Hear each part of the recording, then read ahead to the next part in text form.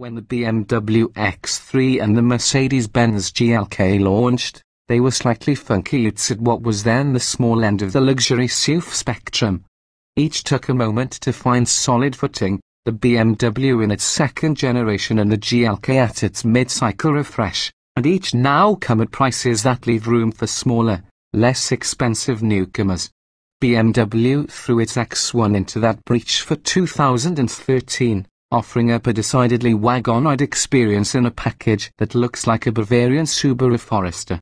Mercedes has responded with the GLA250, a turbocharged hatch-on-stilts built on the same bones as the CLA-class. From the nose, the GLA looks fully Benz modern, featuring a blunt, upright brow, swept-back headlights, and the all-important emblem centered proudly in the turbo grille. From the rear, it's just a hatchback. One with massive, protruding taillights that look like symmetrical cybernetic boils. As with the B-Class electric drive, the chrome bar meant to tie the tail lamps together instead appears a bit like aftermarket kit. The rear is where this car's otherwise handsome exterior terminates with a whimper. We once ran across a German who described an interior as spontaneous. While our test car featured the optional interior upgrade with a fancy, upstitched brown leather dashpad, the spontaneousness, to coin an even non-wordy word, of this cheap seat's Benz interior shines through, as it does with the GLA's platform siblings. Even the brand's command infotainment system, optional on the GLA250, still isn't as intuitive as Audi's MMI or BMW's iDrive, and the user interface design continues to resemble a junior college design project.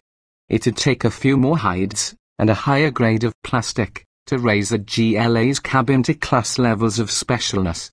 Of course, the ambigancy now starts at $41,325 and the GLK 350 at $38,825. The GLA begins at $34,225. 17. Knotes will buy a man some quantity of plastic and leather. Benz's tagline for this vehicle is our smallest SUV is the next big thing. We don't make a next best thing. When it comes to the interior, that claim might be stretching the truth just a smidge. A Buick Encore may not have the fancy leather dash stopper, but its innards feel less hollow. More directly, although the aging X1 hails from an era when BMW still wasn't doing fancy cabins, the GLA feels more substantial. Featuring a 208 horsepower turbocharged 2.0-litre four-cylinder pushing power through a drama-free 7-speed dual-clutch automatic transmission, our all-wheel drive GLA scooted to 60 miles per hour in 6.4 seconds and circled the skid pad at 0.87 grams.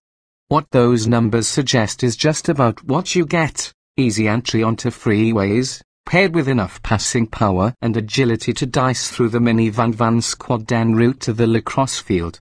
Where the BMW feels stout, muscular, and taut, content to shoulder check its way through a corner, the Mercedes is more apartment to tiptoe. Its numbers aren't far off those of its sedan sibling, only any tenth slower to 60, tenths slower through the quarter mile, and 300ths of a G less grippy around our 300-foot diameter circle.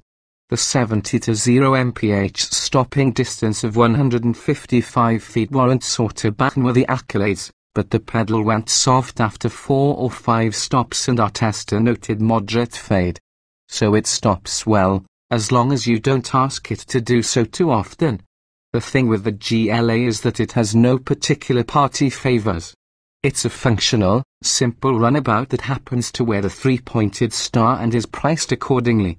While bigger brother GLK migrated into the world of real Benzes, the GLA and its platform mates are tasked with holding important, ever-shifting ground, the conquest customer beachhead.